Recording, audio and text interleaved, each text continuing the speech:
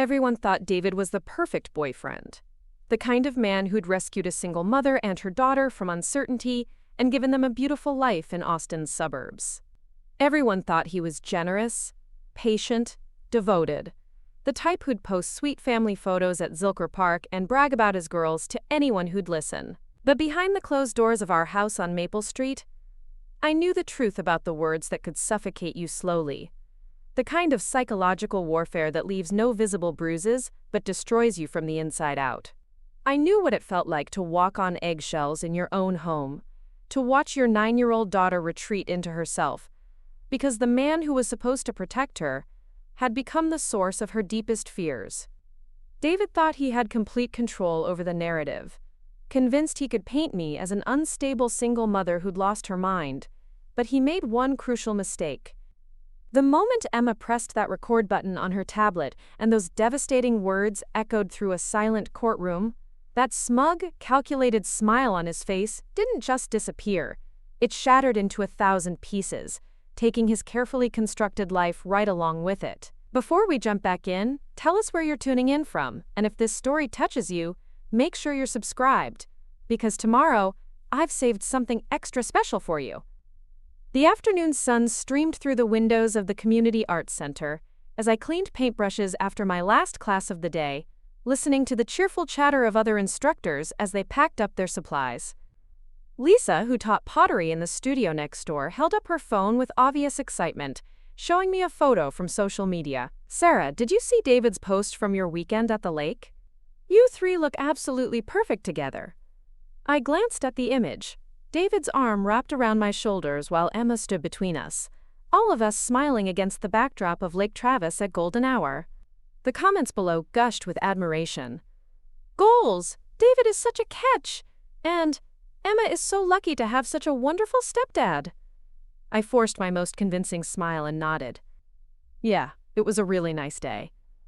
What Lisa couldn't see, what none of the dozens of people who liked and shared that photo could see, was that David had spent 20 minutes staging that shot, adjusting angles and lighting until he captured exactly the image he wanted to project. What they didn't know was that less than 5 minutes after taking that picture, David had walked away claiming he needed to check his work emails, leaving Emma and me to pack up all the picnic supplies and load the car ourselves. When Emma had asked quietly, "Why doesn't David ever help us clean up?" I'd whispered back, "He's just busy with important work stuff, sweetheart." But even as I said it, I knew better. He wasn't busy. He simply didn't care enough to help. And worse, he wanted us to know it. For the past 3 years, ever since I'd moved Emma and myself from San Antonio to Austin to build a life with David, every evening had followed the same soul-crushing pattern. He'd arrive home around 7, barely acknowledging our presence as he headed straight to his home office, closing the door behind him with a decisive click that might as well have been a "do not disturb" sign. Some nights he didn't emerge until after midnight, reeking of the whiskey he kept in his desk drawer. Dinner preparation, homework supervision, bedtime routines, weekend errands, all of it fell on my shoulders alone. I'd become a single mother living with a man who acted like a disinterested roommate, except roommates usually showed basic courtesy. Occasionally, David would shuffle out of his office to grab a beer from the refrigerator, and if he found me at the stove with an apron tied around my waist and my hands full of cooking utensils, he might glance in my direction with the kind of mild interest you'd show a piece of furniture. When I tried to share something meaningful, Emma's teacher said she was excelling in art class, or our neighbor Mrs. Patterson had invited us to a barbecue, David would respond with a flat, or, "Sure, whatever." We didn't argue because David didn't invest enough emotional energy to fight. I would speak, he wouldn't respond. I'd ask questions, he'd grunt acknowledgments. When I tried to discuss our relationship, our future, or even just our weekend plans, he'd look at me with the kind of blank stare you'd give a television commercial you couldn't be bothered to change. You want to know what emotional neglect looks like in real life? It's when you accidentally drop a glass in the kitchen and it shatters across the tile floor, and the man who claims to love you doesn't even look up from his phone. It's when you're clearly struggling to carry groceries and a tired 9-year-old up the front steps. and he walks past you to check the mail instead of offering help. It's the slow erosion of your sense of worth, one ignored conversation at a time, until you start to wonder if you're actually invisible. But in public, David transformed into an entirely different person. He'd wrap his arm around my waist for photos, brag to his colleagues about my homemade enchiladas being the best in Austin, and tell anyone who'd listen. "Sarah's amazing. She handles everything for me and Emma. I don't know what I'd do without her." I'd smile and nod graciously, as if those words filled me with warmth instead of making my stomach turn, because I'd learned that contradicting David's public narrative only led to private consequences that weren't worth the temporary satisfaction. Emma felt the emotional vacuum most acutely. At 9 years old, she possessed the kind of intuitive sensitivity that picks up on every unspoken tension in a room. Whenever David came home, she would immediately straighten up, quickly tuck away whatever toys she'd been playing with, and speak in careful whispers, as if any normal childhood noise might trigger some unknown punishment. She'd learned to make herself small and quiet, to hide her natural exuberance like it was something shameful. I watched my vibrant, artistic daughter slowly transform into a cautious, anxious child who constantly sought permission for the most basic activities. One evening, while I was organizing Emma's art supplies, I discovered a drawing that made my blood run cold.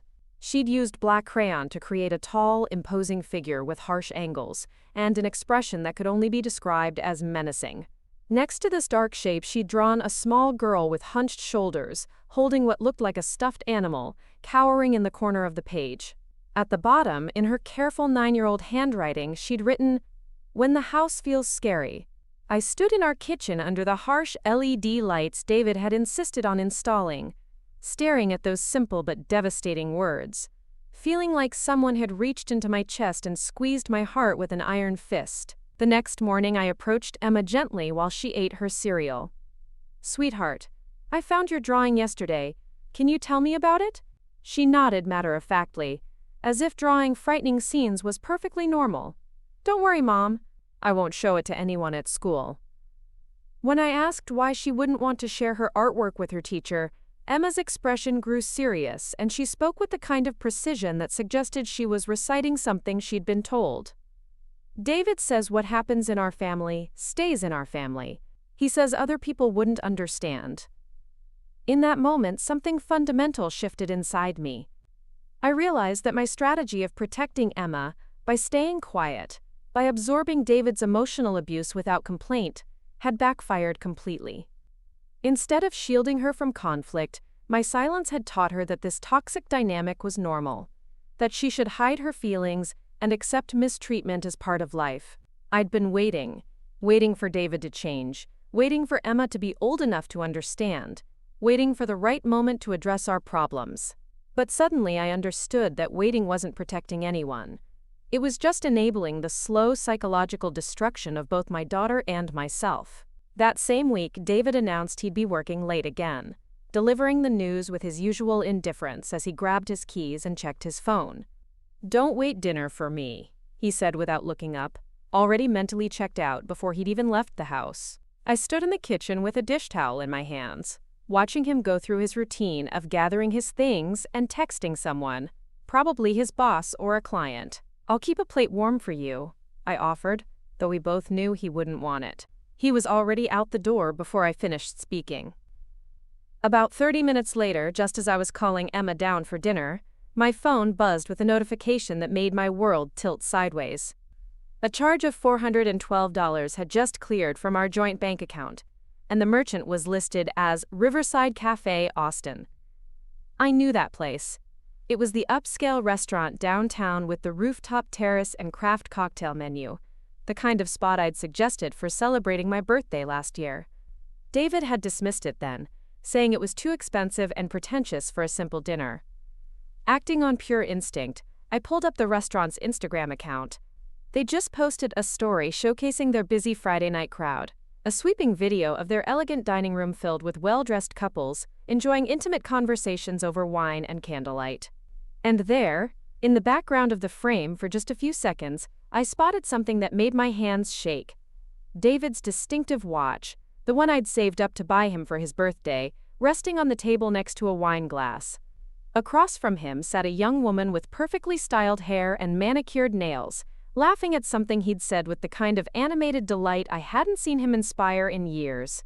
The revelation hit me like a physical blow, but strangely, I didn't cry. I didn't scream or throw anything or collapse in dramatic devastation. Instead, I sat very still in my kitchen chair, listening to the sound of pasta water boiling on the stove and Emma's tablet playing videos upstairs, and I whispered to myself, "You really are a master manipulator, aren't you?" It wasn't heartbreak I felt. It was something much more dangerous. It was clarity. David had emotionally abandoned this family months ago. He just hadn't bothered to inform us officially. And the worst part was that he'd been maintaining his image as the devoted partner the entire time, posting those perfect family photos while living a completely separate life. The next morning, I broke my usual routine. Instead of preparing David's breakfast and having it waiting on the table when he came downstairs, I sat with my coffee and watched him search the kitchen with increasing confusion. "No eggs today?" he asked, as if I were a restaurant that had forgotten to take his order. I looked at him steadily and said nothing. He poured himself coffee, took a sip, and that's when I decided I couldn't pretend anymore. "So how was dinner last night?" I asked, my voice unnaturally calm. Preparing and narrating this story took us a lot of time, so if you are enjoying it, subscribe to our channel. It means a lot to us. Now back to the story.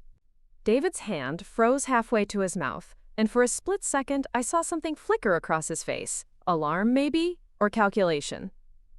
"What do you mean?" he said. But I didn't give him the opportunity to feign confusion. "Riverside Cafe," I continued evenly. $412. The rooftop looked lovely from what I could see in their Instagram story. So did your dinner companion. He stood silent for a long moment, then actually had the audacity to laugh. Not a genuine laugh, but the kind of dismissive chuckle you'd use with a child who'd said something ridiculous. "So now you're stalking me online? Sarah, you seriously need professional help." My fingers gripped the edge of the table so tightly my knuckles went white. "Don't you think I deserve an explanation?" I asked, fighting to keep my voice level. David shrugged with practiced indifference, set down his coffee mug, and looked at me with the kind of patient expression you'd use with someone you were trying to reason with. "Explain what? There hasn't been anything real between us for over a year, has there?" Then came the verbal knife he'd been sharpening for months. "Look at yourself, Sarah. You've become completely obsessed with Emma like she's your whole identity. You've forgotten how to be a normal woman. You're anxious about everything, suspicious of everything. You smother her so much she can barely make friends at school." I stared at him, genuinely shocked by his shamelessness. "So this is my fault? You're having an affair because I'm not normal enough?" But David was just getting started. "I never said I was having an affair," he replied smoothly, his tone taking on the measured quality of someone delivering a business presentation. "I had dinner with a colleague who actually appreciates good conversation and doesn't interrogate me about every detail of my life. If you're going to have a breakdown over that, it says more about your mental state than mine." I couldn't speak. He wasn't just defending his betrayal, he was reframing it as evidence of my instability. He placed his mug in the sink with deliberate calm and turned back to me with what he probably thought was a compassionate expression. "Sarah, I'm going to be honest with you because I care about your well-being. I think we need some time apart. You're emotionally volatile, controlling, and you're projecting your anxiety onto Emma. She used to be such a confident kid, but now she's clingy and scared of everything. Maybe she's picking up on your energy." My hands were trembling now, but I forced myself to ask the question I already knew the answer to. "What exactly are you saying, David?" He looked relieved, as if I'd finally given him permission to say what he'd been planning. "I think we should discuss custody arrangements. Honestly, you're not in a stable place to be Emma's primary caregiver right now. If you're willing to be reasonable about shared custody, we can keep this civilized and handle the financial aspects fairly. I don't want this to get ugly." That's when the full scope of his manipulation became crystal clear. This wasn't a spontaneous relationship crisis or a moment of weakness. This was a calculated strategy he'd been executing for months.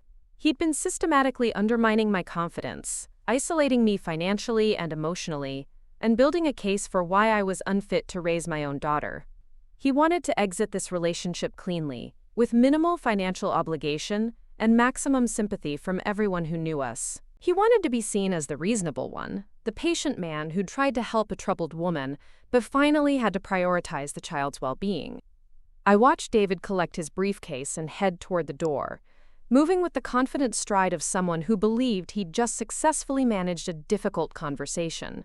For the first time in our entire relationship, I felt genuinely afraid, not of David himself, but of the systematic way he'd been demolishing my life while convincing everyone around us that he was the victim of my instability. That night, Emma climbed into my bed carrying her tablet, the device she used for games and educational apps.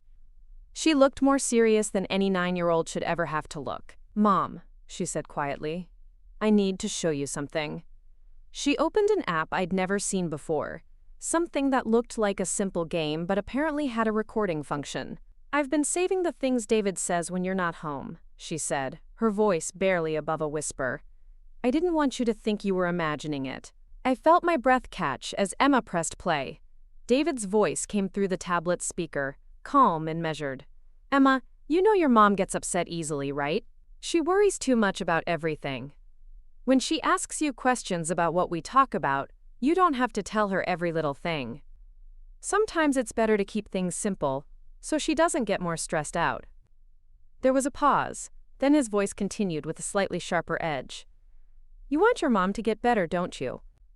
Well, part of getting better means learning not to overreact to normal conversations." I stared at the tablet in Emma's small hands, feeling a combination of pride and heartbreak. My 9-year-old daughter had been secretly documenting emotional manipulation because she instinctively knew that something wrong was happening in our house. "How long have you been recording these conversations?" I asked gently. "A few weeks," Emma replied. "Ever since he told me that you might have to go live somewhere else if you didn't start feeling better. I didn't want you to go away, so I thought maybe if I had proof that he was saying confusing things, it might help." In that moment I realized that if my own child was taking covert action to protect our family, then I had waited far too long to stand up for both of us. Emma had shown more courage and strategic thinking than I had in months. If she could be brave enough to gather evidence, then I could certainly be brave enough to use it. The legal papers arrived on a gray Tuesday morning while I was packing Emma's lunch for school. The courier asked me to sign for an envelope that felt heavier and more official than any regular mail I'd ever received. When I opened it and saw the heading "Petition for Dissolution of Domestic Partnership and Child Custody Modification," my knees nearly gave out. David had filed legal paperwork claiming our relationship had become irretrievably broken due to my, quote, "demonstrated emotional instability and concerning parenting behaviors that potentially impact the minor child's psychological development." He was requesting primary custody of Emma and suggesting that my visitation be supervised until I could complete a psychological evaluation and parenting classes. I read the document 3 times before the full implications sank in. David was trying to legally remove Emma from my care based on his own manipulative narrative about my mental health. He'd presented no evidence of abuse or neglect because there wasn't any. Instead, he'd painted a picture of a woman who'd become increasingly unstable and controlling, requiring intervention for the child's safety. The language was clinical and devastating. Petitioner expresses serious concern regarding respondents' ability to provide stable emotional environment and appropriate boundaries for the minor child. I folded the papers carefully and placed them in a drawer just as I heard Emma singing upstairs while she got ready for school. I couldn't let her see me falling apart, not when she'd been brave enough to start protecting both of us. That afternoon, I called the only person I trusted completely, my friend Jessica, who worked as a nurse at Dell Children's Hospital and had never bought into David's charming public persona.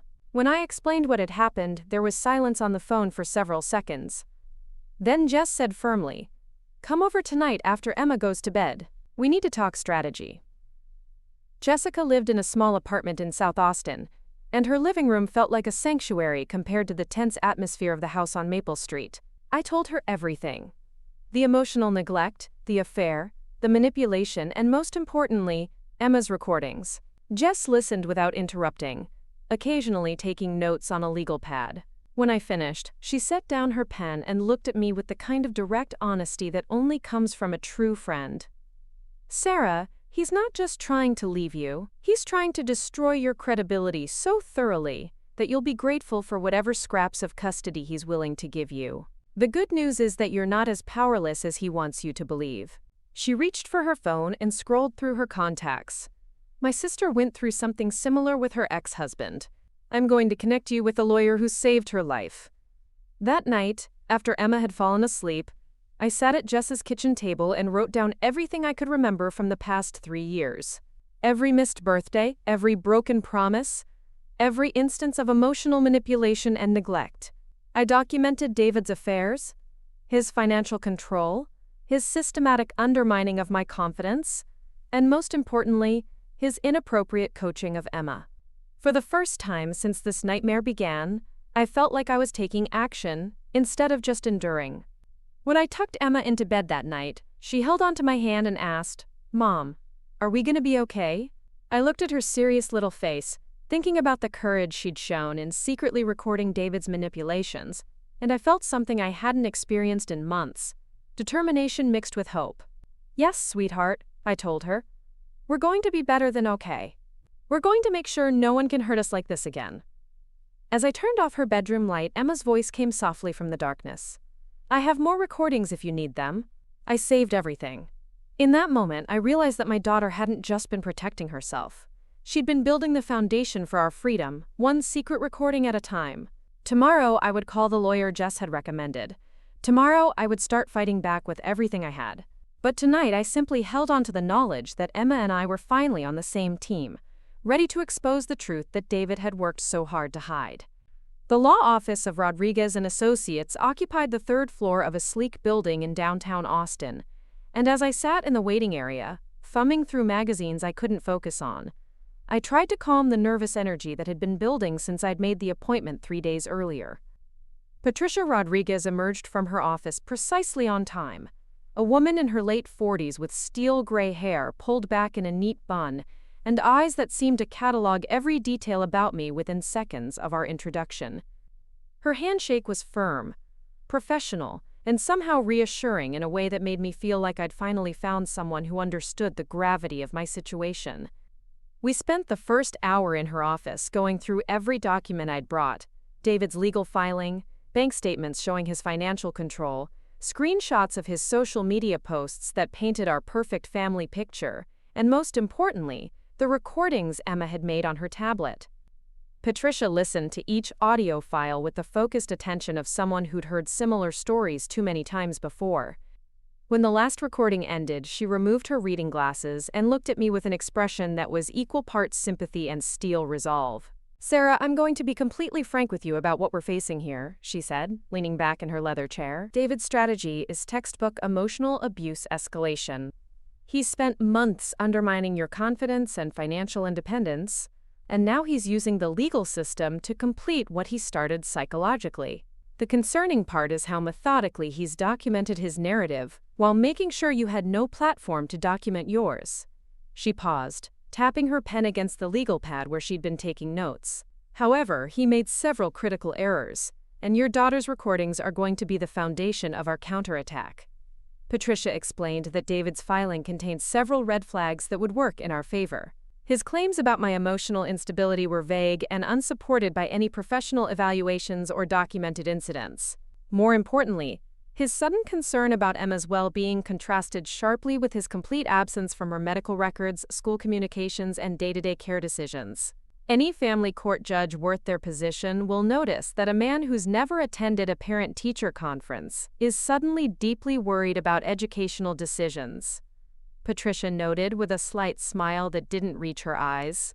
The next phase of our strategy involved building a comprehensive documentation of David's actual parenting involvement, or lack thereof. Patricia handed me a detailed worksheet that would help me reconstruct the past 3 years of our relationship with forensic precision. "I need you to go through your calendar, your photos, your text messages, everything. We're going to create a timeline that shows exactly who was doing the actual work of raising Emma, while David was crafting his public image as the devoted stepfather." Over the following weeks, I threw myself into this documentation process with the kind of methodical intensity I'd once reserved for my most important design projects. I combed through 3 years of digital records, creating spreadsheets that tracked every doctor's appointment, school event, birthday party, and family emergency. The pattern that emerged was starkly revealing. I had handled 100% of Emma's medical care, attended every parent-teacher conference alone, organized every birthday celebration, and managed every crisis while David was either working late, traveling for business, or simply absent without explanation. The bank records told an equally damning story. While David had been spending hundreds of dollars on dinners at upscale restaurants and weekend trips that Emma and I never knew about, he'd simultaneously been restricting our household budget and questioning every expense I made for Emma's needs.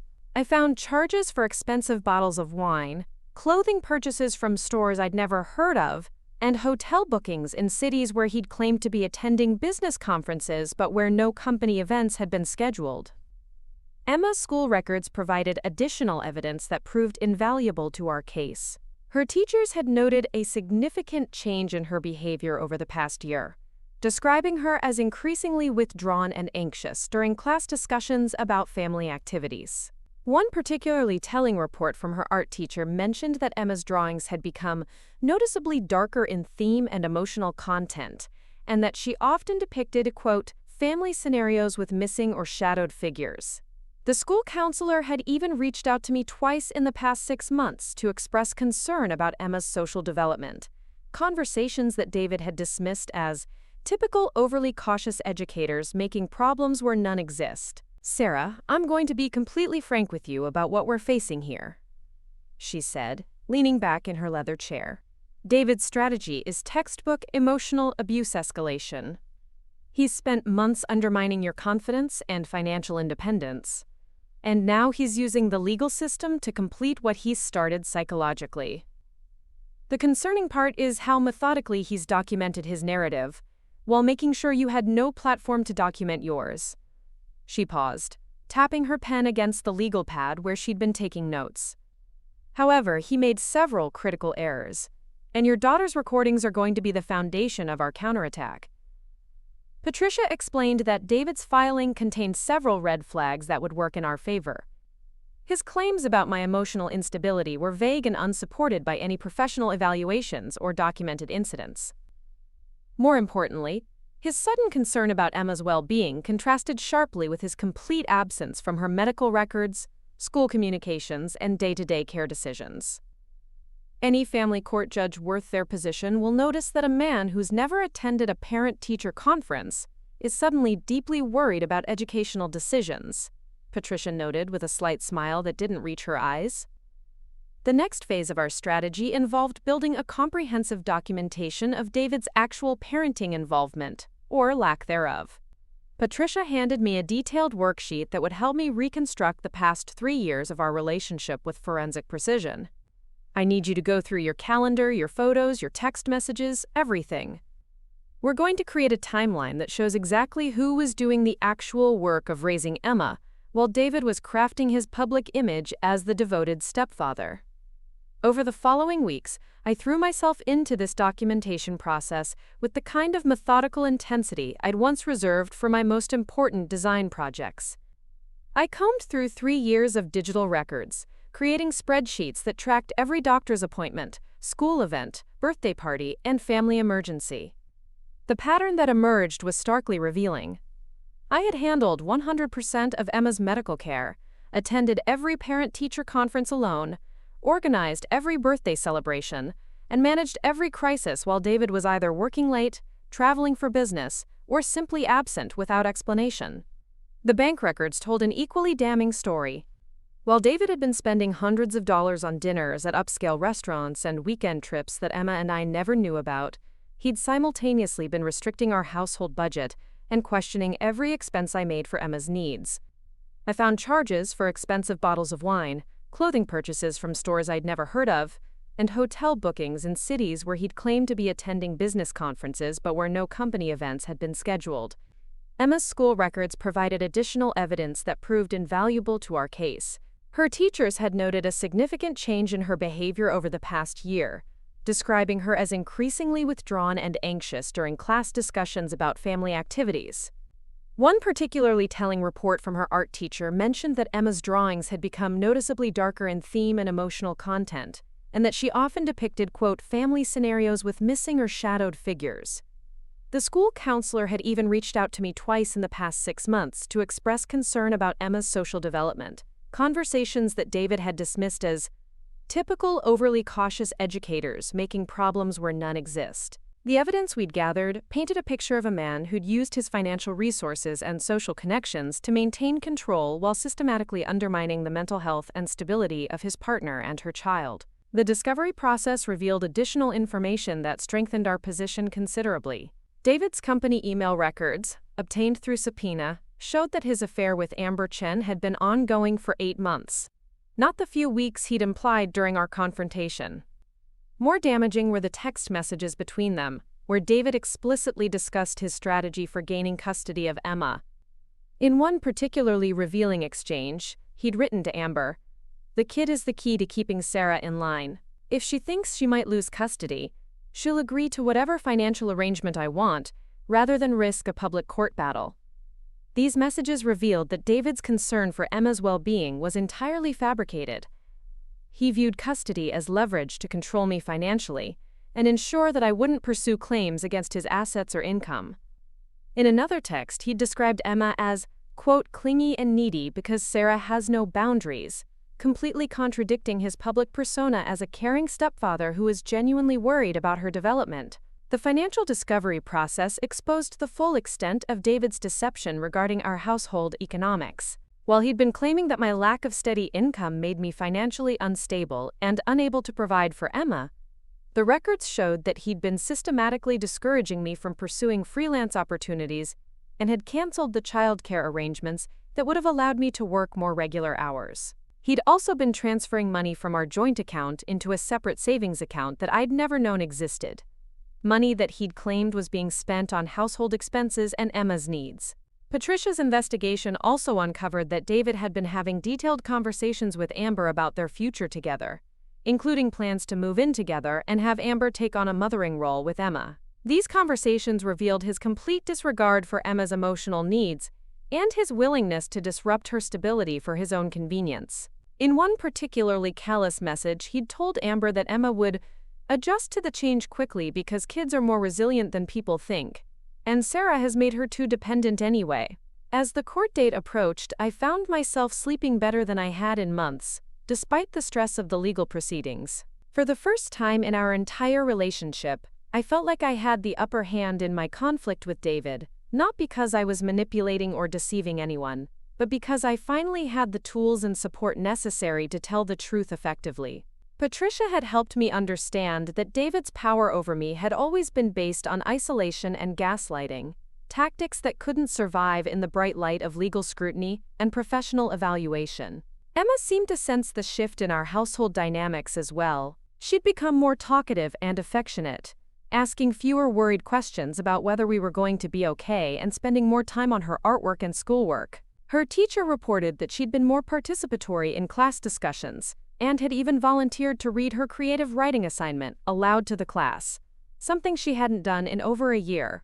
The week before our court hearing, David made one final attempt to control the narrative by reaching out to several of our mutual acquaintances with his version of our separation. He told people that I'd become increasingly paranoid and controlling, that I'd been keeping Emma away from him out of spite, and that he was reluctantly pursuing custody only because he was genuinely concerned about Emma's emotional development. Several people who'd known us as a couple contacted me to express their concern and offer support, clearly believing David's story about my mental health struggles. But Patricia had prepared me for this possibility, and instead of feeling devastated by David's campaign to destroy my reputation, I felt oddly relieved. His desperation to control public opinion before our court date demonstrated that he understood how damaging the truth would be to his position. More importantly, his willingness to publicly disparage me while claiming to be concerned about Emma's exposure to conflict revealed the same manipulative patterns that our evidence had already documented. The night before our hearing, Emma and I sat together in Jessica's living room, where we'd been staying for the past month. Emma was working on a new drawing, this one showing a house with bright yellow windows and two figures standing together under a rainbow. When I asked her about the picture, she said, "This is how I think we're going to live when all the scary stuff is over." I looked at her calm, focused expression as she colored carefully within the lines, and I realized that she'd never really doubted that we would win this fight. Her confidence in our eventual victory had been unwavering from the moment she'd started making those recordings, as if she'd always known that the truth would be powerful enough to protect us both. As I tucked Emma into bed that night, she handed me her tablet and said, "I made one more recording yesterday when David came to pick up his clothes. I think you and the lawyer should hear it before tomorrow." I looked at the device in my hands, feeling a mixture of pride and sadness that my 9-year-old daughter had become so skilled at documenting emotional manipulation. But I also felt something else, a fierce determination to make sure that after tomorrow's hearing, Emma would never again need to secretly record conversations to protect herself from the adults in her life. The recording she'd made was perhaps the most damaging piece of evidence we'd collected. David's voice came through clearly as he told Emma, "You know, this whole court thing is just because your mom is sick, right? When I get custody, you'll live with me and Amber, and we'll make sure you get the help you need to get over all the anxiety your mom has given you. You won't have to worry about her problems anymore." Emma's small voice responded, "But I don't want to live with Amber. I want to stay with Mom." David's reply was swift and cold.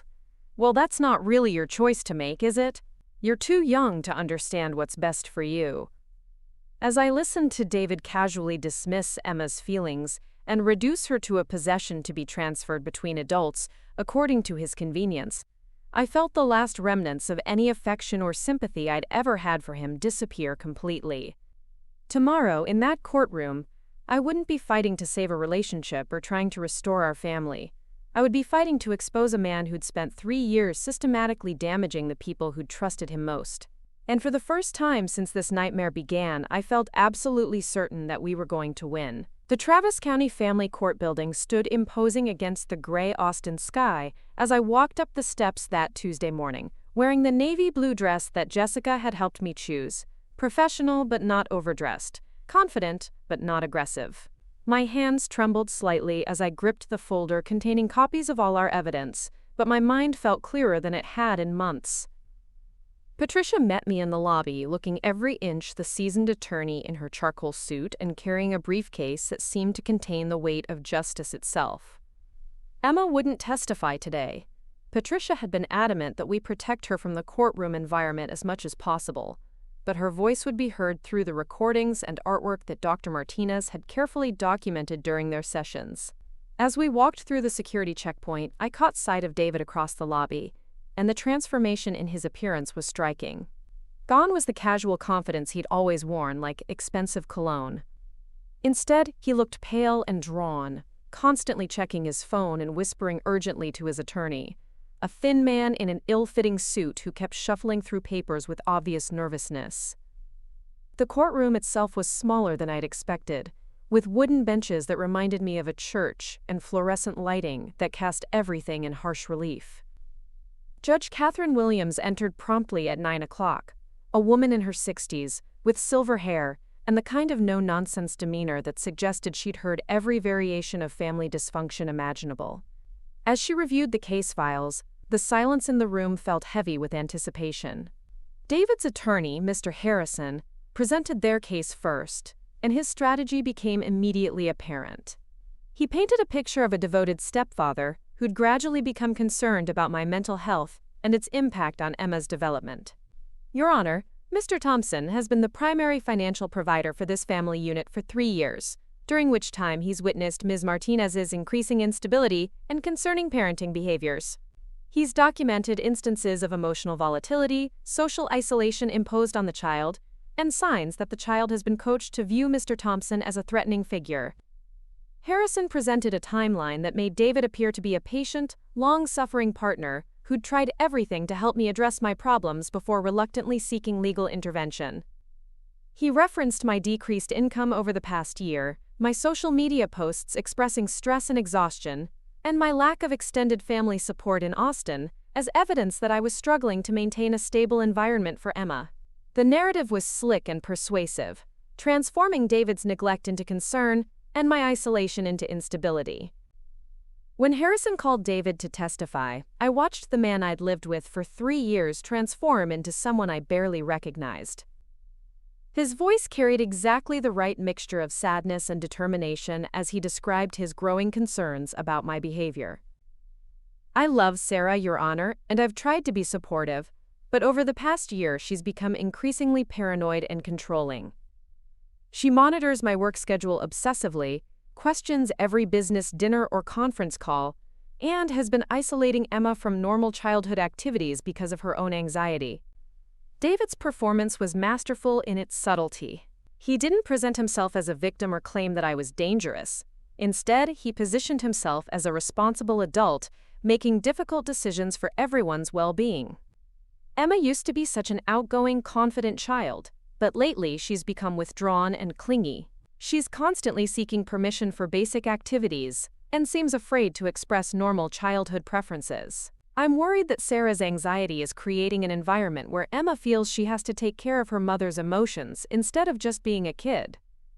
The most devastating part of David's testimony was how he reframed our financial arrangement. According to his version of events, he'd been encouraging me to pursue freelance work and had offered to pay for additional childcare to support my career goals. My decreased income wasn't the result of his control, but rather my own choice to focus obsessively on Emma at the expense of my professional development.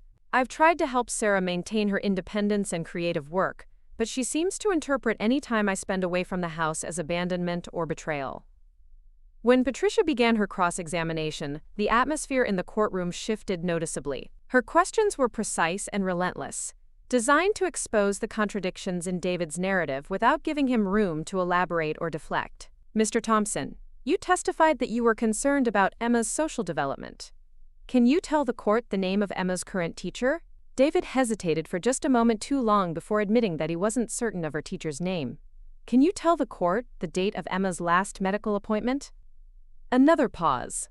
Another admission of ignorance. Patricia methodically walked David through a series of questions about Emma's daily routine, her friendships, her favorite subjects in school, her medical history, and her educational needs. With each question, it became increasingly clear that despite living in the same house for 3 years, David knew virtually nothing about the child he claimed to be fighting to protect. When Patricia asked him to describe Emma's typical bedtime routine, David's answer was so vague and inaccurate that I saw Judge Williams look up from her notes with obvious skepticism. The cross-examination became even more damaging when Patricia introduced the financial records. "Mr. Thompson, you testified that you encouraged Ms. Martinez to pursue freelance work. Can you explain why you canceled the childcare arrangement she had established to allow her to work regular hours?" David's confident demeanor began to crack as he struggled to explain decisions that revealed his systematic undermining of my independence. "And can you explain these credit card charges for restaurants and hotels during times when you told Ms. Martinez you were working late or traveling for business?" Patricia's presentation of the evidence was like watching a masterclass in legal strategy. She didn't attack David's character directly. Instead, she let his own actions speak for themselves through a carefully constructed timeline of financial control, emotional manipulation, and parental neglect. The bank records showed that while David had been claiming concern about household expenses, he'd been spending thousands of dollars on personal entertainment and travel that Emma and I had never been included in. The text messages between David and Amber were perhaps the most damaging evidence of all. Patricia reads selected excerpts aloud, including David's statement that the kid is the key to keeping Sarah in line, and his casual dismissal of Emma's emotional needs as inconveniences to be managed. When she read the message where David told Amber that Emma would adjust quickly to living with them because kids are more resilient than people think, I saw Judge Williams make a note on her legal pad with obvious disapproval. Dr. Martinez's testimony provided the professional context that transformed our personal conflict into a clear case of emotional abuse and manipulation. The psychologist explained Emma's artwork and recordings in clinical terms that made their significance undeniable. The child's drawings consistently depict themes of fear, isolation, and emotional abandonment within the family structure. Her verbal reports describe feeling responsible for managing adult emotions and maintaining family secrets, which are classic indicators of inappropriate psychological pressure being placed on a minor. When Dr. Martinez described Emma's recordings, the courtroom fell completely silent. She explained how Emma had described her decision to document conversations not as something I had encouraged or suggested, but as her own response to feeling confused and frightened by the conflicting messages she was receiving from different adults. The child demonstrated remarkable self-advocacy in creating these recordings, which show clear evidence of coaching and emotional manipulation designed to undermine her relationship with her primary caregiver. The recordings themselves were played in the courtroom with devastating effect. David's voice filled the space as he told Emma that I might have to go to the hospital to get better if she shared their conversations with me, and that she needed to help Daddy by not telling me every little thing they discussed. The final recording, where David told Emma that living with him and Amber wasn't really her choice to make, hung in the air like an indictment of everything he'd claimed about his concern for her well-being. Patricia's closing argument was a masterpiece of controlled fury disguised as legal professionalism.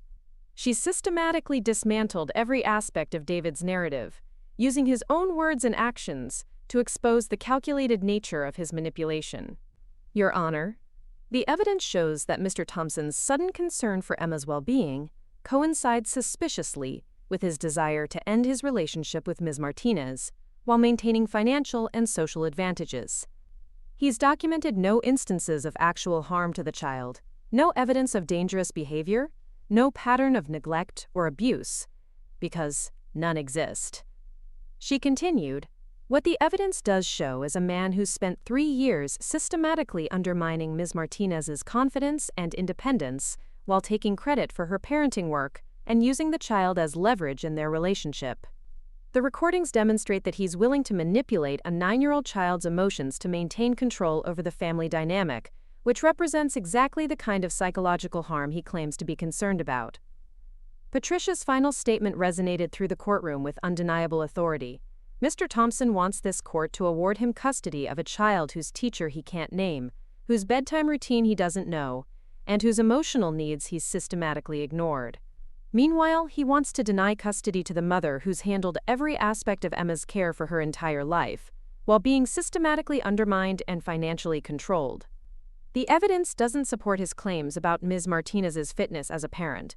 It exposes his complete unfitness as a human being. David's attorney attempted a rebuttal that felt weak and desperate compared to the mountain of evidence Patricia had presented. Harrison tried to argue that the recordings had been taken out of context, and that David's text messages with Amber didn't reflect his true feelings about Emma. But his argument sounded hollow, against the weight of documented behavior patterns and professional psychological evaluation. Judge Williams announced that she would review all evidence and testimony before issuing her ruling, but the shift in courtroom atmosphere was unmistakable. David's confident mask had completely disappeared, replaced by the hollow expression of someone who'd finally been forced to confront the consequences of his actions. As we gathered our materials and prepared to leave, I caught sight of Amber sitting in the back of the courtroom, and her face showed the shocked realization of someone who'd just learned exactly what kind of man she'd been involved with. Outside the courthouse, Patricia explained that while we'd wait for the official ruling, she was confident that we'd presented an overwhelming case. Sarah, what happened in there wasn't just a custody hearing. It was the complete exposure of a systematic abuser who thought he could manipulate the legal system the same way he's been manipulating his personal relationships. Judge Williams has seen enough of these cases to recognize the patterns, and David's own evidence worked against him at every turn. That evening, as Emma and I sat in Jessica's living room eating takeout Chinese food, Emma asked me how the court day had gone. I explained that the judge would make her decision soon, but that I felt good about everything we'd presented. Emma nodded seriously, then said something that nearly broke my heart with its wisdom. I'm glad you finally had a chance to tell everyone the truth about how David really acts. I was getting tired of pretending everything was okay when it wasn't. This is intellectual property theft on a systematic level. If Victoria has been claiming credit for strategies you developed, she's essentially building her career on fraudulent claims about her own capabilities. He pulled out a legal pad and began sketching a timeline based on the information I had provided. As a patent attorney, he understood the complexities of proving ownership of intellectual property, but he also recognized the challenges of pursuing legal action in a corporate environment where power dynamics favored senior employees.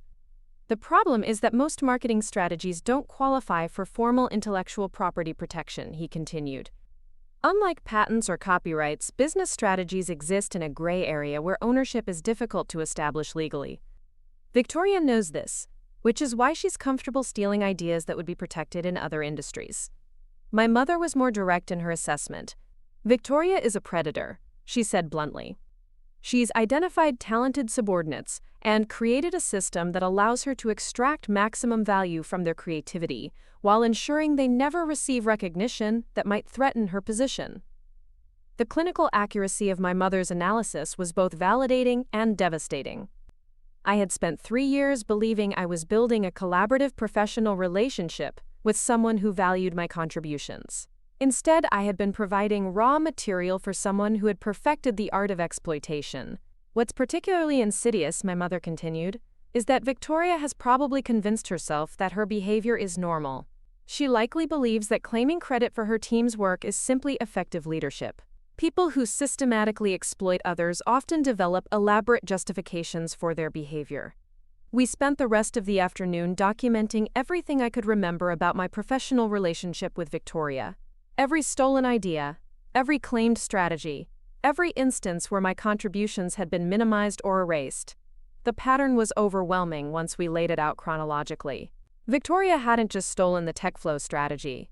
She had been systematically appropriating my work since my first month at Pinnacle. The most damaging realization was that Victoria's entire reputation as an innovative strategist was built on stolen ideas. The campaign that had won her recognition at the Austin Marketing Awards last year was based on a community engagement framework I had developed. The case study she had published in Marketing Today featured strategies I had created during what I thought were collaborative brainstorming sessions. Even her speaking engagements at industry conferences were built on presentations that incorporated concepts I had originated. She's not actually a strategic thinker, I said, the understanding hitting me like cold water. She's just someone who's good at identifying valuable ideas and claiming ownership of them. My father nodded grimly. That's exactly right. And that's also her greatest vulnerability. 6 months after the court ruling that changed everything, Emma and I moved into a small 2-bedroom house in the Muller neighborhood of Austin, a vibrant community filled with young families and tree-lined streets where children rode bicycles and neighbors actually knew each other's names. The house wasn't grand or impressive, nothing like the showcase property David had used as a backdrop for his perfect family photos, but it belonged to us in ways that went far beyond legal ownership. Every room reflected our genuine personalities, rather than someone else's idea of what our lives should look like. Emma's bedroom became a sanctuary of creativity and security, with walls covered in her artwork and shelves lined with books she'd chosen herself, rather than educational materials someone else deemed appropriate. She'd insisted on painting one wall bright purple, a color David had always dismissed as too stimulating for a child's room, and she spent hours arranging her art supplies and creating elaborate scenes with the dollhouse Jessica had given her as a housewarming gift. Watching Emma make choices about her own space without seeking permission or worrying about adult approval was like watching a flower bloom after a long winter. The transformation in Emma's personality was remarkable and swift once she felt genuinely secure in our new environment. Her teachers at the new school reported that she'd become one of the most engaged students in her class, volunteering to read her creative writing assignments aloud and participating enthusiastically in group projects. Her artwork had evolved from the dark, fearful images she'd created during our time with David to vibrant, optimistic scenes filled with animals, rainbows, and families who looked genuinely happy to be together. Most significantly, Emma had stopped the hypervigilant behavior that had characterized her interactions with adults for so long. She no longer whispered in public spaces or constantly checked my facial expressions to gauge whether she was saying the right things. Instead, she asked questions freely, expressed opinions about everything from her favorite foods to her thoughts on current events, and demonstrated the kind of confident curiosity that should be natural for any 9-year-old child. The supervised visitation sessions with David had lasted exactly 3 appointments before Emma herself asked to discontinue them. During the court-mandated meetings at a family therapy center, Emma had been polite but distant with David, answering his questions with monosyllabic responses and showing no interest in the gifts he'd brought or the activities he'd planned. The supervising social worker noted that Emma displayed clear anxiety and emotional withdrawal during these sessions, and recommended that visitation be suspended until David completed extensive counseling about appropriate parental communication. David's attempts to rebuild any relationship with Emma were hampered by his complete inability to acknowledge the harm his behavior had caused. Even during supervised visits, he continued to make subtle attempts to undermine my authority by suggesting that Emma deserved more freedom than I was giving her, or implying that I was being overprotective about normal childhood activities. The social worker documented these interactions as evidence that David hadn't learned appropriate boundaries, and after Emma's third visit ended with her in tears, saying she felt confused and scared by David's comments, the court granted my request to suspend all visitation indefinitely. The financial investigation into David's hidden assets had revealed the staggering extent of his deception and control. Beyond the secret accounts we'd discovered during the initial legal proceedings, forensic accountants uncovered evidence that David had been systematically transferring money from our household budget into investment accounts, under his sole control for over 2 years. The total amount exceeded $40,000, money that should have been used for Emma's education, our family's security, and my professional development, but had instead been hoarded as David's personal escape fund. More damaging to David's professional reputation was the discovery that he'd been using company resources to support his affair with Amber Chen. TechFlow Solutions' internal investigation revealed that David had charged personal dinners, hotel stays, and even gifts for Amber to his corporate expense account, violating company policy and potentially constituting fraud. The investigation also uncovered complaints from female employees about David's inappropriate comments and behavior, complaints that had been filed with Human Resources but never formally addressed due to David's senior position within the company. TechFlow Solutions terminated David's employment for cause, which meant he forfeited his stock options, retirement benefits, and severance package. The company also initiated legal proceedings to recover the misused expense account funds, adding another layer of financial and legal pressure to David's rapidly deteriorating situation. Within 6 months of our court victory, David had lost not only his family and custody rights but also his career, his professional reputation, and most of his financial assets. The broader Austin community's reaction to the details of our case was swift and decisive in ways that surprised me with their intensity. David's social media accounts, which had once been filled with supportive comments about his role as a devoted stepfather, became flooded with criticism from people who'd learned the truth about his behavior. Several of his former colleagues publicly distanced themselves from him, and he was quietly removed from the board of a local nonprofit organization where he'd been serving as treasurer. Most tellingly, many people who'd known us as a couple reached out to me with apologies and admissions that they'd sensed something was wrong in our relationship, but hadn't known how to address their concerns. Jessica's sister, who worked in the same industry as David, told me that several people had noticed inconsistencies in his stories about our family life, but had dismissed their suspicions because David's public persona was so convincing. He was like a masterclass in emotional manipulation, she said. Even people who pride themselves on being good judges of character got fooled by his act. The psychological aftermath of our victory was more complex than I'd anticipated. While Emma and I were both thriving in our new life, I found myself dealing with delayed emotional responses to the trauma we'd endured. Some nights I would lie awake processing the full extent of David's manipulation, feeling angry not just at him but at myself for tolerating his behavior for as long as I had. I started seeing a therapist who specialized in emotional abuse recovery, and through our sessions I began to understand how David's tactics had been designed specifically to undermine my ability to trust my own perceptions and judgments. Dr. Angela Foster, my therapist, helped me recognize that my delayed response to the abuse was entirely normal, and that the strength I'd shown in fighting back didn't negate the very real psychological damage that David's behavior had caused. She explained that emotional abuse often doesn't leave visible scars, but it can create lasting effects on a person's ability to trust themselves and others. Through our work together, I learned to separate David's distorted version of reality from the truth of what had actually happened in our relationship. One of the most healing aspects of our new life was the sense of community that Emma and I built in our new neighborhood. Our next-door neighbors, the Hernandez family, had children close to Emma's age, and their mother Maria became a close friend who provided the kind of supportive female friendship I'd been missing during my isolated years with David. Maria had experienced her own difficult divorce several years earlier, and she offered both practical advice about single parenting and emotional support during my moments of doubt or frustration. Emma flourished in this environment of genuine community support. She became close friends with the Hernandez children and several other kids in our neighborhood, participating in impromptu backyard barbecues, bicycle adventures, and the kind of spontaneous childhood activities that David had always viewed as inconvenient interruptions to his schedule. Watching Emma experience normal childhood friendships without anxiety or the need to seek adult approval for every interaction was like watching her reclaim a part of herself that David's presence had suppressed. My professional life began to rebuild itself as well, though the process was slower than I'd hoped.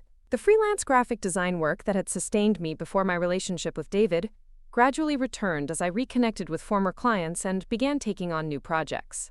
More significantly, I started teaching art classes at the Community Arts Center, where I'd worked part-time during the worst period of my relationship with David. The center offered me a full-time position developing their youth programs, work that combined my artistic skills with my experience helping children express themselves creatively. The youth art program I developed became particularly meaningful because many of the children who participated were dealing with family trauma, divorce, or other challenging circumstances. Using techniques I'd learned from watching Emma process her own experiences through artwork, I created a curriculum that helped children express complex emotions through visual art, rather than trying to articulate feelings they might not have words for yet. Several parents told me that the program had been transformative for their children, giving them tools to communicate about difficult situations and build confidence in their own creative abilities. Emma became one of my most enthusiastic assistants in the youth art program, helping younger children with their projects, and sharing her own story in age-appropriate ways when other kids were struggling with family changes. Her natural empathy and artistic skills made her an inspiring mentor figure, and watching her help other children work through their emotions reminded me daily of how far we'd both come from the fearful, anxious people we'd been in David's house. The legal aftermath of our case continued to unfold in ways that reinforced the rightness of our decision to fight back.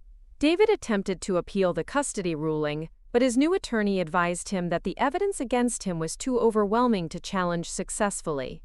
The appeal was withdrawn after Patricia filed additional evidence, showing that David had violated the restraining order by attempting to contact Emma through social media accounts and by driving past her school on multiple occasions. More satisfying was the news that Amber Chen had filed a sexual harassment complaint against David with the Equal Employment Opportunity Commission, alleging that he'd used his senior position at TechFlow Solutions to pressure her into a relationship and then retaliated against her professionally when she tried to end their affair. Her complaint included evidence that David had threatened to damage her career prospects if she didn't continue their relationship, and her testimony provided additional confirmation of the manipulative and controlling behavior patterns we'd documented during our custody battle. The EEOC investigation into Amber's complaint revealed that David had engaged in similar behavior with at least 3 other female employees over the course of his career at TechFlow Solutions. The company faced potential liability for failing to address previous complaints about David's conduct, and the publicity surrounding the investigation further damaged his professional reputation beyond any possibility of recovery. Legal experts estimated that David faced potential civil lawsuits totaling hundreds of thousands of dollars from his former colleagues and his former employer. As Emma's 10th birthday approached, I asked her how she wanted to celebrate, expecting her to request a party with her new friends or a special outing to one of Austin's many family attractions.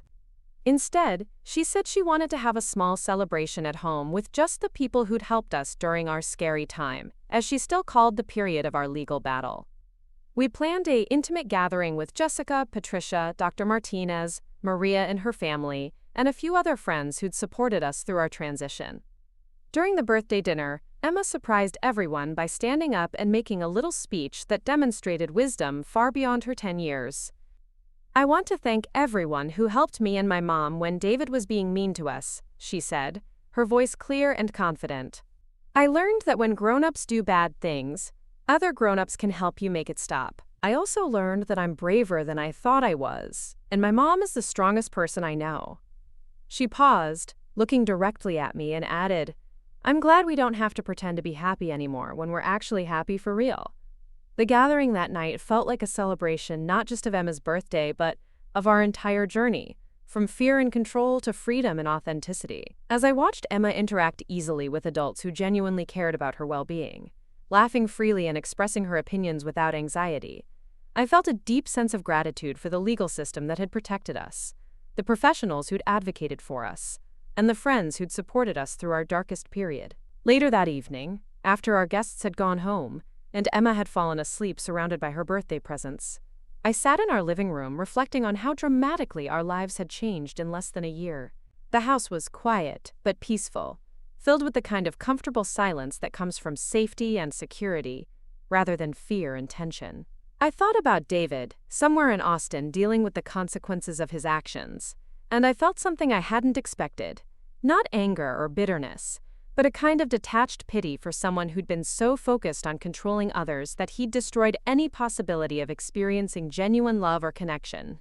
The most profound change in our lives wasn't the legal victory or the financial settlement, or even David's professional downfall. It was the simple fact that Emma and I had learned to trust ourselves and each other completely. We'd discovered that we were stronger together than we'd ever been under David's control, and that the truth really was powerful enough to overcome even the most sophisticated manipulation.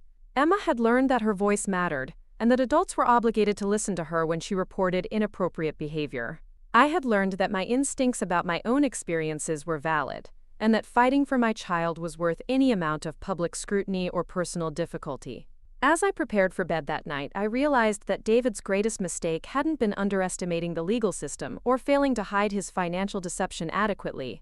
It had been underestimating the intelligence, courage, and resilience of a 9-year-old girl who'd decided that she and her mother deserved better than the life he was forcing them to live. Emma's recordings had provided the evidence that destroyed his case, but more importantly, her decision to document his behavior had shown both of us that we had the power to change our circumstances, rather than simply enduring them. Our story became something of a landmark case in Travis County Family Court, with Patricia telling me that Judge Williams had used our case as an example in training sessions for other family court judges about recognizing sophisticated emotional abuse and manipulation tactics. The recordings Emma had made were cited in legal journals as an example of how children can be empowered to advocate for themselves when adults fail to maintain appropriate boundaries. And Dr. Martinez published a paper about using children's artwork to identify psychological manipulation in custody cases. But beyond the legal and professional recognition our case received, the most important outcome was simple. Emma and I were free to build the kind of life we actually wanted, rather than the life someone else thought we should have. Every day brought new evidence of our healing and growth, from Emma's increasingly confident artwork to my expanding professional opportunities, to our shared sense of excitement about the future we were creating together. On the first anniversary of our court victory, Emma and I planted a small garden in our backyard, choosing flowers and vegetables that would bloom and grow throughout the year. As we worked together in the soil, Emma said thoughtfully, "You know what I like best about our new life?" When I asked what that was, she replied, "Everything is real now. When we're happy, we're really happy, and when we're sad, we can just be sad until we feel better. We don't have to pretend anymore." As I watched her carefully water the seeds we'd planted, I realized that she'd articulated something profound about the difference between surviving and truly living, and that we'd finally learned to do both. 2 years had passed since the courtroom battle that freed Emma and me from David's psychological prison, and the woman I'd become was someone I barely recognized from those dark days on Maple Street. Standing in the bright, airy studio space of the Austin Community Arts Center, surrounded by canvases painted by survivors of domestic violence, emotional abuse, and family trauma, I felt the profound satisfaction that comes from transforming personal pain into purposeful action that helps others heal. The Voices Unsilenced program had grown from a small pilot project into one of the most successful therapeutic art initiatives in Central Texas.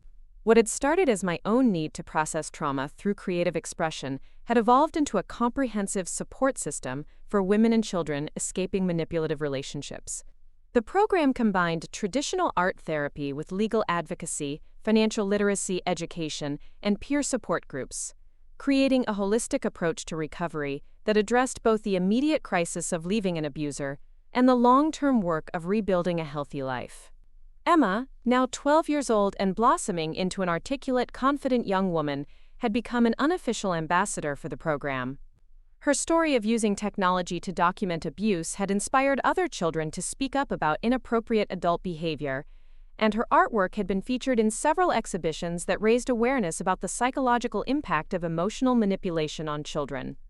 Teachers and counselors throughout the Austin School District now knew about Emma's case and used her example to help other students understand that children have the right to report adults who make them feel uncomfortable or confused. The program's success had caught the attention of state legislators who were working to strengthen Texas family law protections for abuse survivors. Emma and I had been invited to testify before a state committee considering new legislation that would make covert recordings by children admissible in custody cases and would require family court judges to receive specialized training in recognizing emotional abuse tactics. The bill, nicknamed Emma's Law by its supporters, represented a significant shift in how the legal system approached psychological manipulation in family relationships. During our testimony before the state committee, Emma spoke with the poise and clarity of someone far older than her 12 years. She explained how she'd learned to recognize the difference between normal adult guidance and manipulative coaching, and how her recordings had provided the evidence needed to protect herself and me from further harm. Adults sometimes think kids don't understand what's happening, she told the assembled legislators. But we usually know when something doesn't feel right. We just need grown-ups to believe us and help us prove what we're experiencing. The committee members were visibly moved by Emma's testimony, particularly when she demonstrated the recording app on her tablet and explained how she'd learned to document conversations without David's knowledge. Several legislators commented that they'd never fully understood how sophisticated emotional manipulation could be until hearing Emma's recordings played during our hearing. The bill passed unanimously out of committee and was expected to become law within the year, potentially helping thousands of children in similar situations. My relationship with Patricia Rodriguez had evolved from attorney-client to mentor-mentee, as I'd become increasingly involved in legal advocacy work. Patricia had encouraged me to pursue paralegal certification, and I'd recently completed my coursework while continuing to run the arts program. The combination of legal knowledge and therapeutic arts experience had made me uniquely qualified to help other abuse survivors navigate both the emotional recovery process and the complex legal challenges they faced. Working with Patricia's firm on a consulting basis, I'd helped develop new protocols for interviewing child witnesses in custody cases and had trained family court staff on recognizing signs of parental manipulation. The techniques Emma had used to protect herself had been incorporated into safety planning resources distributed throughout Texas, and several other states had reached out for guidance on implementing similar programs. The financial stability I'd achieved through my various professional activities felt like a miracle compared to the controlled poverty David had imposed on our household. Between my salary from the Arts Center, my consulting work with Patricia's firm, my freelance graphic design clients, and the speaking fees from presentations about our case, I was earning more money than I ever had during my relationship with David. More importantly, every dollar belonged to Emma and me, free from the manipulation and control that had characterized our previous financial arrangements. Emma's relationship with money reflected her overall growth in confidence and decision-making skills. Unlike the anxious, permission-seeking child she'd been under David's influence, she now approached financial decisions with thoughtful consideration and age-appropriate independence. She'd started her own small business, creating and selling artwork to neighbors and family friends, and she saved half of her earnings while using the other half for books, art supplies, and charitable donations to organizations that help children in foster care. The house in Muller had become a gathering place for other single mothers and their children, an informal support network that provided both practical assistance and emotional community. Sunday dinners at our house regularly included 6 to 8 people, and Emma had become the unofficial big sister to several younger children whose mothers were working to rebuild their lives after leaving difficult relationships. Watching Emma naturally take on a protective, nurturing role with vulnerable children showed me how completely she'd healed from her own trauma. David's attempts to reinsert himself into our lives had become increasingly desperate and unsuccessful as his own circumstances continued to deteriorate. His appeals of the custody ruling had been exhausted, his professional reputation was permanently destroyed, and the civil lawsuits from his former colleagues had resulted in significant financial judgments against him. According to Patricia, who occasionally received updates from David's attorneys, he'd been forced to declare bankruptcy and was living in a small apartment on the outskirts of Austin, working sporadic freelance consulting jobs that barely covered his basic expenses. The restraining order protecting Emma and me from David's contact had been renewed multiple times after he'd violated its terms on several occasions. His attempts to reach out through social media, third-party intermediaries, and even showing up at places he knew we frequented had been thoroughly documented and had resulted in additional legal consequences. The most recent violation had occurred when David tried to approach Emma at a youth art exhibition where her work was being displayed, prompting immediate intervention by security and adding another charge to his growing legal troubles. Emma's reaction to these ongoing attempts at contact showed remarkable maturity and emotional intelligence. Rather than being frightened or upset by David's behavior, she viewed it as confirmation that our decision to fight for our freedom had been correct. "He's still trying to control us," she observed after the art exhibition incident. "But now everyone can see what he's really like, so his tricks don't work anymore." Her ability to analyze David's behavior objectively rather than taking it personally demonstrated how thoroughly she'd recovered from the psychological manipulation she'd endured. The therapeutic work I'd done with Dr. Foster had helped me understand that David's continued attempts to insert himself into our lives were driven by his inability to accept that his control tactics had permanently failed. According to Dr. Foster, abusers often struggle more with the loss of control than with the loss of the actual relationship, and David's persistent boundary violations were consistent with someone who couldn't psychologically accept that his manipulation strategies had been exposed and neutralized. This understanding had helped me develop a sense of detached compassion for David that surprised me with its depth.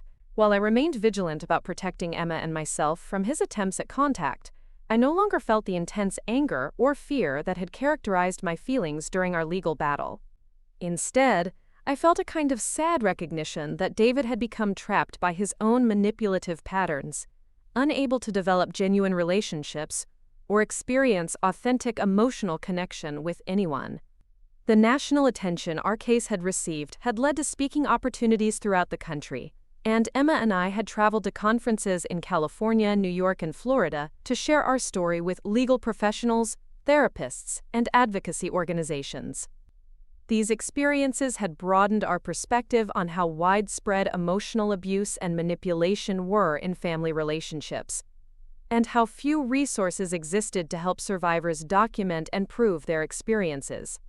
During a conference in San Francisco, we met Dr. Jennifer Walsh, a researcher studying the long-term psychological effects of childhood exposure to emotional manipulation. Dr. Walsh asked Emma to participate in a longitudinal study tracking the recovery and development of children who'd successfully escaped manipulative family environments. Emma agreed enthusiastically, excited by the possibility that her experiences could contribute to research that might help other children in similar situations. The study sessions with Dr. Walsh had become something Emma looked forward to, viewing them as opportunities to contribute to important scientific work rather than as reminders of past trauma. Her psychological assessments consistently showed above-average emotional intelligence, strong social skills, and remarkable resilience. Dr. Walsh told me that Emma's case was becoming a model for how children could recover from psychological manipulation when they received appropriate support and validation. The romantic relationship I developed with Michael Santos, a social worker who'd attended one of my presentations in Dallas, had provided me with my first experience of healthy adult partnership. Michael's work with adolescents aging out of foster care had given him deep understanding of trauma recovery, and his patient, respectful approach to our relationship had helped me learn to trust my own instincts about emotional intimacy again. Emma's acceptance of Michael had been gradual but genuine, based on her careful observation of how he treated both of us over the course of several months. Unlike David, who'd charmed her initially before becoming controlling and dismissive, Michael had maintained consistent kindness and respect for Emma's boundaries. His relationship with her was built on genuine interest in her thoughts and activities rather than attempts to win her approval or manipulate her loyalty. The contrast between Michael's natural, unforced affection for Emma and David's calculated performance of stepfatherhood was stark and educational. Michael never tried to replace me as Emma's primary parent or insert himself into decisions that weren't his to make. Instead, he offered support and encouragement while respecting the strong bond Emma and I had forged during our years of surviving and healing together. Emma's academic performance had flourished in ways that reflected her increased confidence and emotional stability. She'd been accepted into Austin's Performing Arts Middle School, where she was studying both visual art and creative writing. Her teachers consistently praised her maturity, empathy, and leadership skills, noting that she often served as a mentor and advocate for classmates who were struggling with family problems or social challenges.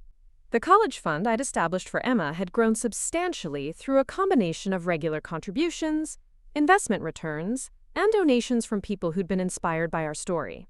Several of the attorneys and advocates who'd worked on our case had made significant contributions, and the speaking fees from our presentations had been directed entirely toward Emma's educational future. At 12 years old, Emma already had more financial security for her education than I'd ever had growing up, and she understood the responsibility that came with this privilege. Emma's career aspirations had evolved to reflect her experiences and interests. She talked about becoming either a lawyer who specialized in helping children, a therapist who used art to help people heal from trauma, or a journalist who investigated family court corruption. Regardless of which path she ultimately chose, it was clear that her experiences had instilled in her a deep commitment to helping others who faced similar challenges. The documentary film crew that had approached us about creating a feature-length film based on our case had spent several months following our daily lives and interviewing the various professionals who'd been involved in our legal battle. The documentary, titled Unsilenced, was scheduled to premiere at the South by Southwest Film Festival in Austin, with proceeds benefiting organizations that provided legal aid to domestic violence survivors. Participating in the documentary had been emotionally challenging but ultimately rewarding, providing an opportunity to reflect on how far we'd traveled from the fearful, controlled people we'd been in David's house. Watching rough cuts of the film, I was struck by the transformation visible in both Emma and myself over the course of our journey. The confident, articulate people on screen bore little resemblance to the anxious, walking on eggshells family we'd been during the worst period of our relationship with David.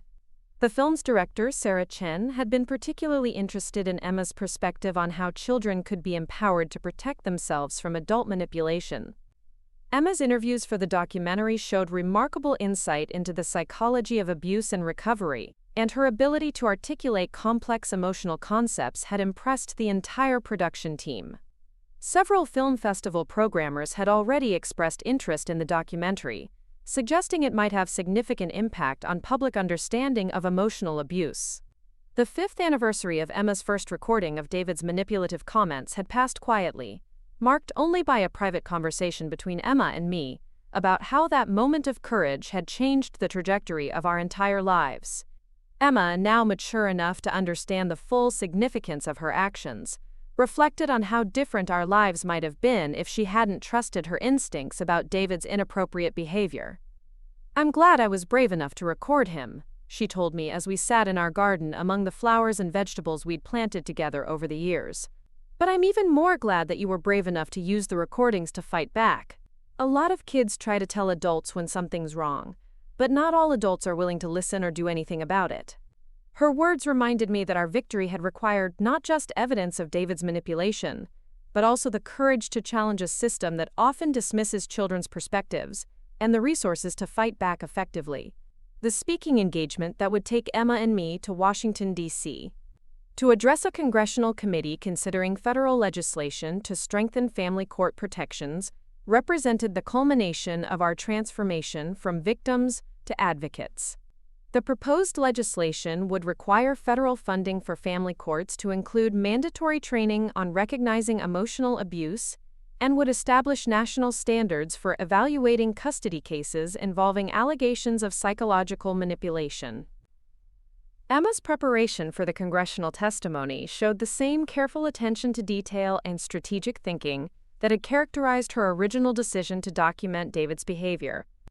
She'd researched the backgrounds of the committee members, prepared responses to likely questions, and created visual aids that would help legislators understand how emotional manipulation affected children's daily lives. Watching her prepare for this national platform, I felt immense pride in the poised, purposeful young woman she'd become. The night before we were scheduled to fly to Washington, Emma and I sat together looking through photo albums that documented our journey, from the fearful family in David's social media posts to the confident, happy people we'd become. The contrast was startling.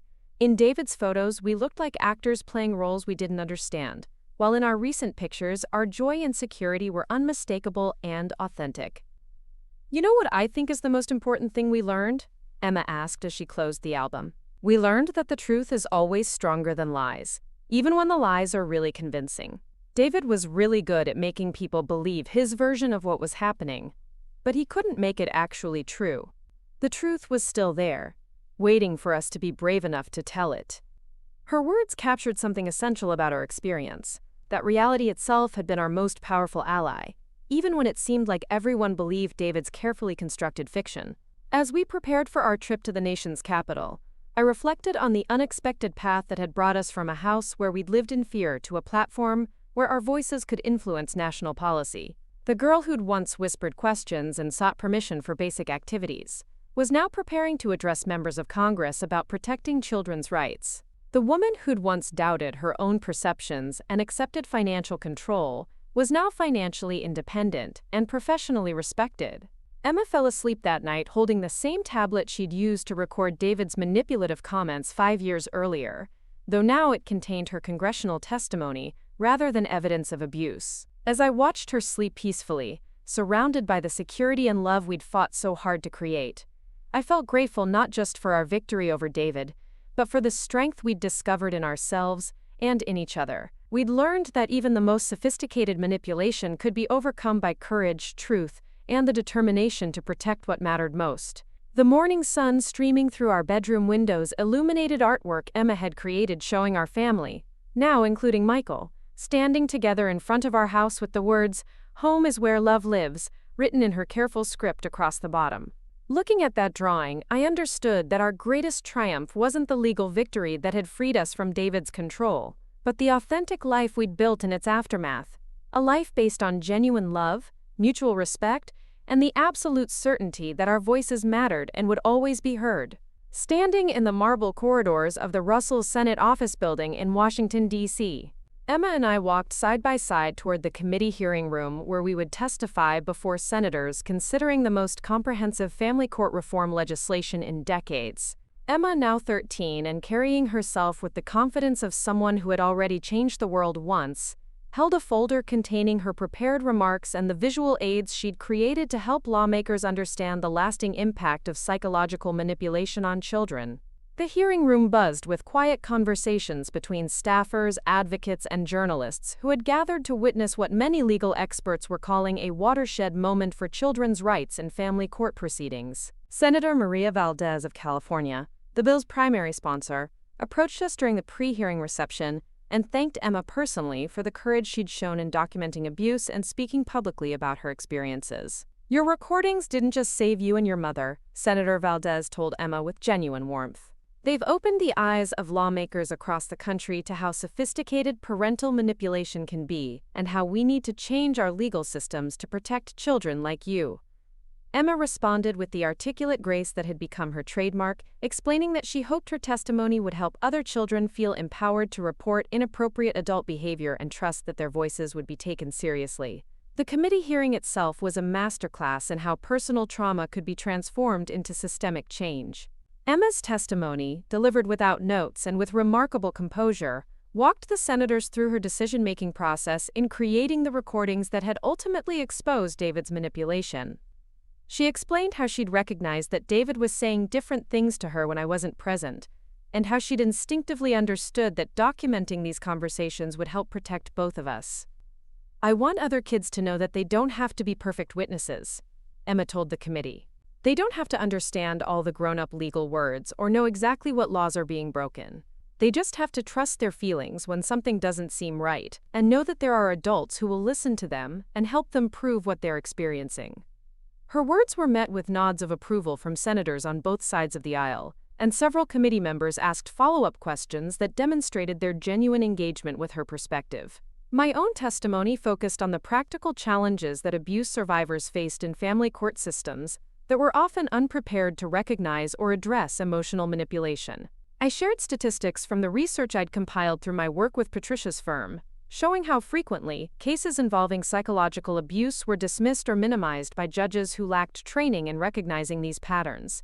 The legislation under consideration would address these gaps by requiring specialized training for family court personnel and establishing new evidentiary standards for cases involving emotional abuse. The most powerful moment of the hearing came when Senator James Mitchell of Texas, initially skeptical about the need for federal intervention in family court matters, listened to one of Emma's original recordings of David's manipulation.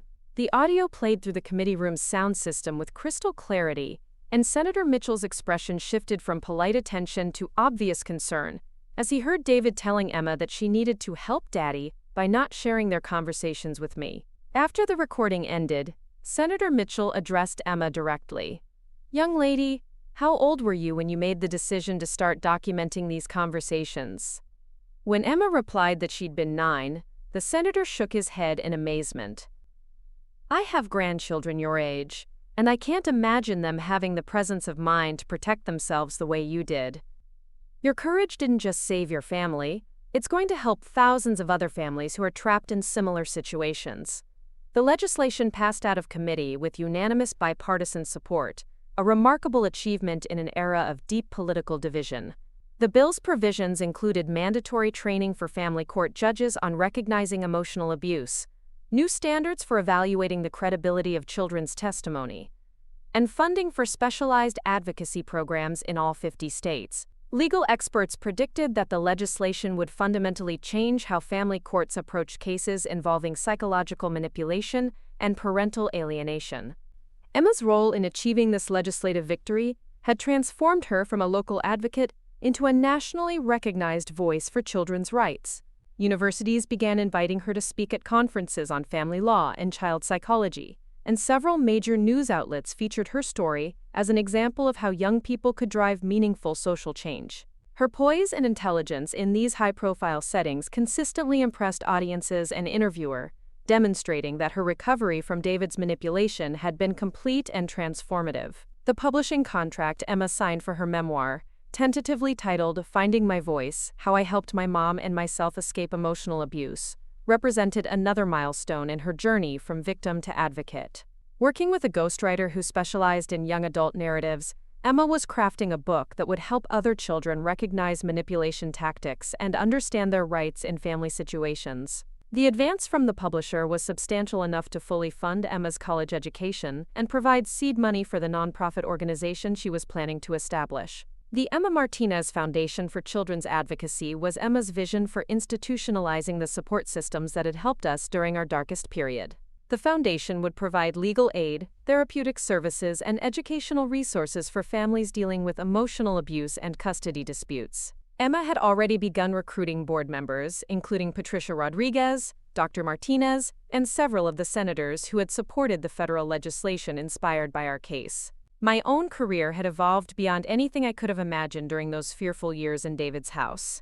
The combination of my artistic background, legal advocacy experience, and public speaking skills had made me a sought-after consultant for organizations developing trauma-informed approaches to family services. The book I was writing focused on helping adults recognize and respond to emotional manipulation in their own relationships, had attracted interest from major publishers, and was being developed as both a self-help guide and a professional training resource. The relationship Michael and I had built over the past 3 years had deepened into a partnership that provided me with my first experience of genuine equality and mutual respect in a romantic relationship. Michael's proposal, delivered during a quiet evening in our garden while Emma worked on homework inside, felt like the natural evolution of a relationship built on trust, communication, and shared values, rather than control or manipulation. Emma's enthusiastic approval of our engagement reflected her sophisticated understanding of healthy relationships versus manipulative ones. Michael never tries to change how you think or make you doubt yourself, she observed when we told her about our plans. He likes you exactly the way you are, and he makes you more yourself instead of less yourself. That's how I'll know if someone really loves me someday. Her ability to articulate the differences between healthy and unhealthy relationship dynamics showed how thoroughly she'd internalized the lessons from our experiences with David.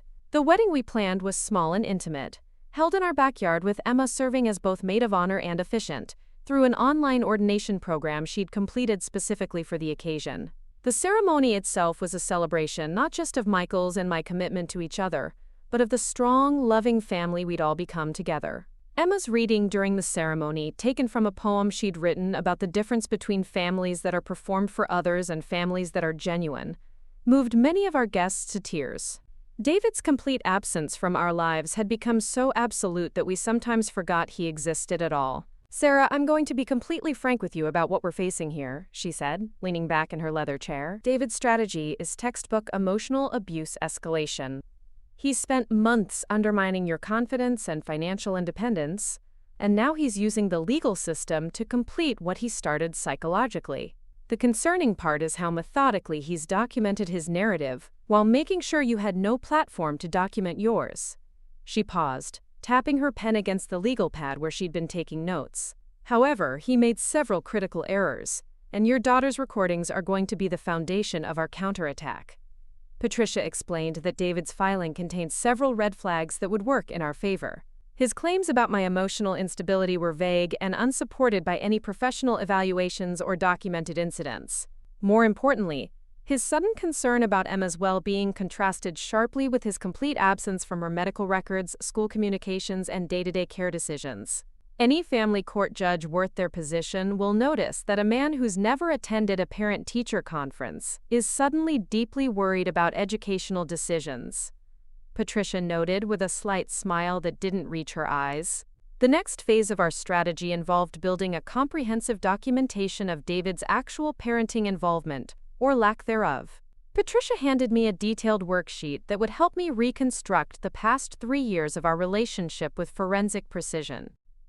"I need you to go through your calendar, your photos, your text messages, everything. We're going to create a timeline that shows exactly who was doing the actual work of raising Emma, while David was crafting his public image as the devoted stepfather." Over the following weeks, I threw myself into this documentation process with the kind of methodical intensity I'd once reserved for my most important design projects. I combed through 3 years of digital records, creating spreadsheets that tracked every doctor's appointment, school event, birthday party, and family emergency. The pattern that emerged was starkly revealing. I had handled 100% of Emma's medical care, attended every parent-teacher conference alone, organized every birthday celebration, and managed every crisis while David was either working late, traveling for business, or simply absent without explanation. The bank records told an equally damning story.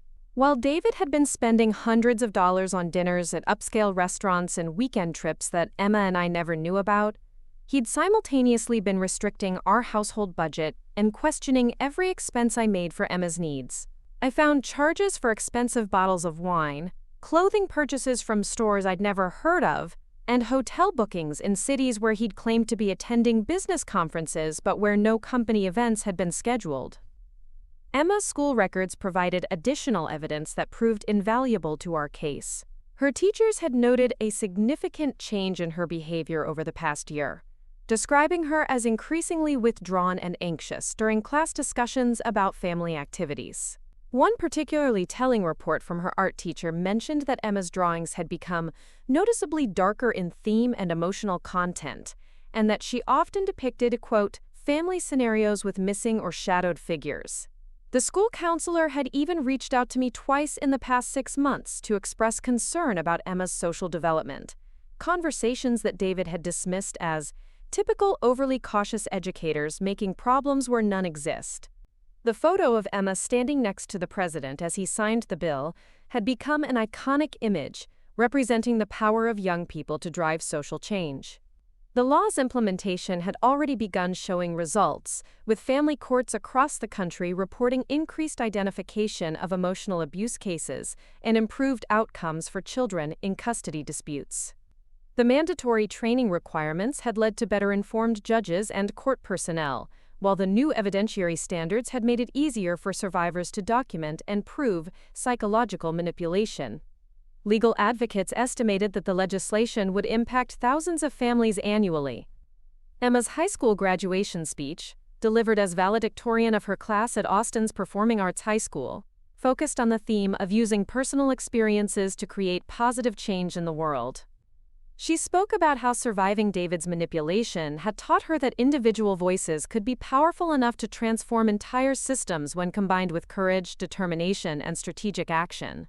Her classmates gave her a standing ovation that lasted several minutes, and many of them approached her afterward to thank her for inspiring them to pursue their own advocacy interests. The full scholarship Emma had received to Stanford University, where she planned to study law and public policy, represented the culmination of her academic achievements and advocacy work. Her acceptance letter specifically mentioned her, quote, extraordinary leadership in children's rights advocacy, and her unique perspective on family law reform. The scholarship would allow her to focus entirely on her studies without financial concerns, and she had already been invited to work with professors who specialized in family law and child welfare policy. As Emma prepared for college, I reflected on the remarkable young woman she had become and the journey we had traveled together from fear and control to freedom and empowerment.